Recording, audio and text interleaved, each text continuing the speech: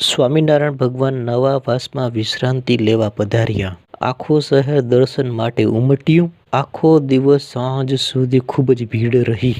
રાત્રિના 11 વાગે પૂજારી પૂછવા માટે ગયા, હવે ઠાકોરજી પોઢાડીએ? સ્વામિનારાયણ ભગવાન કહે, દર્શન કરવા માણસો આવે છે? હા મહારાજ, એવી ને એવી ભીડ છે.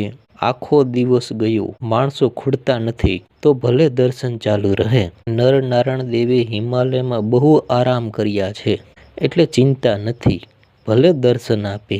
મધ્યરાત્રિએ જ્યારે દર્શનાર્થી માણસો ઓછા થયા પછી દ્વાર બંધ કરાયા. બીજા દિવસે સવારે શ્રીજી મહારાજે આગેવાન હરિભક્તને બોલાવ્યા કે હે ભક્તો, શહેરમાં કેવી વાતો થાય છે? આપણા વિશે, આપણા મંદિર વિશે જાહેર જનતા શું બોલે છે? તમે કોઈએ કંઈ સાંભળ્યું? સમાજના વાક્યો છે એ સાંભળીને ઉદાસ ન થવું. કદાચ સમાજ ઘસાતું બોલે તો ઉદાસ નહીં થવાનું, પણ એમાંથી કંઈક ઉપદેશ તારવાનો. માણસો આપણું ક્યાં વાકું બોલે છે એ ભૂલ હોય તો સુધારી લેવી. બધા હરિભક્તો કહે કે મહારાજ, માણસો તો એવી વાતો કરે છે.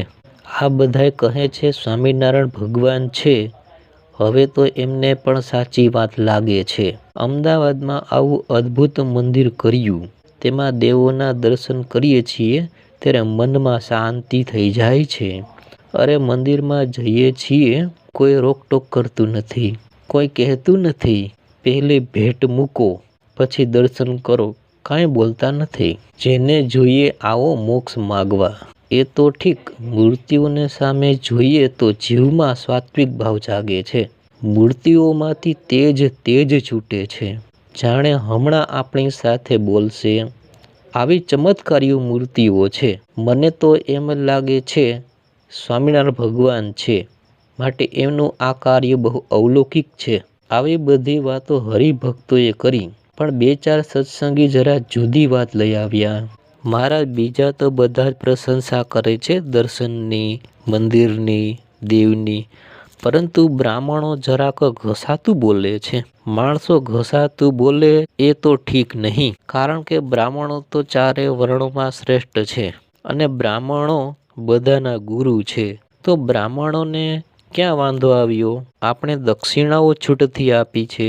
મહારાજ, દક્ષિણા માટે, યજ્ઞ માટે, પ્રતિષ્ઠા માટે કોઈ બ્રાહ્મણો વાકું બોલતા નથી, પણ એમ કહે છે કે આવું અવલૌકિક મંદિર બન્યું, આવી અવલૌકિક મૂર્તિઓની સ્થાપના થઈ, પણ સ્વામિનારાયણ ભગવાને બ્રાહ્મણોને જમાડ્યા નહીં. શ્રીજી મહારાજ કહે છે વાત સાચી છે, આપણે બ્રાહ્મણોને તૃપ્ત કરવા જોઈએ. બોલાવો ભૂદેવોને, આગેવાનોને બોલાવો. હરિભક્તો બોલાવી આવ્યા. બ્રાહ્મણોમાં જ્ઞાતિ એટલે કે વિભાગ, પેટા વિભાગ મળીને 84 પ્રકારો છે. મોટા શહેરોમાં બધા જ વિભાગોના ભૂદેવો રહેતા હોય, બધાને બોલાવ્યા. સાંભળો ભૂદેવો, કાલે તો બહુ પ્રવૃત્તિ હતી એટલે અમે પહોંચી ન વળીએ, પણ અમારી ઈચ્છા છે અહીં બ્રાહ્મણોને 84 કરવી છે. તમે તૈયાર છો? ક્યારે પ્રભુ? આવતીકાલે. આવતીકાલે તો તૈયારી કેવી રીતે થઈ શકે?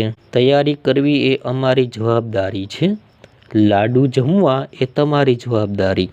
બોલો, તમે તૈયાર છો ને? તો તમારામાંથી જે કોઈ રસોઈ કરતા હોય એ આજે 4 વાગે કાંકરિયા તળાવે હાજર થાય. સીધું સામાન અમે પહોંચાડીશું. તથાસ્તુ. અમારે ક્યાં વાંધો છે પ્રભુ. ભૂદેવો તૈયાર થયા. થાળીઓ વગાડી આખા શહેરમાં જાહેરાત કરી, આવતીકાલે સ્વામિનારાયણ ભગવાન બ્રાહ્મણોની 84 જમાડે છે. એ સાંભળી બધા રાજી થઈ ગયા. કોઈએ તે સાંજે ભોજન ન કર્યું. આવતીકાલે 84 બરાબર જમ્યું હોય તો પેટ ખાલી રાખજો. અને આ વાત તમે એમ ન સમજતા કે ફક્ત વિનોદ માટે છે. જૂના જમાનામાં માણસો એવું કરતા અને કહેતા કે આજે નાસ્તો ન કરીશ, બપોરે જ બહાર જમવા જવાનું છે. બપોરે જમવા જવાનું હોય તો સવારથી અગાઉથી જરા વ્યવસ્થિત રીતે ખાલી પેટ રાખવું જોઈએ.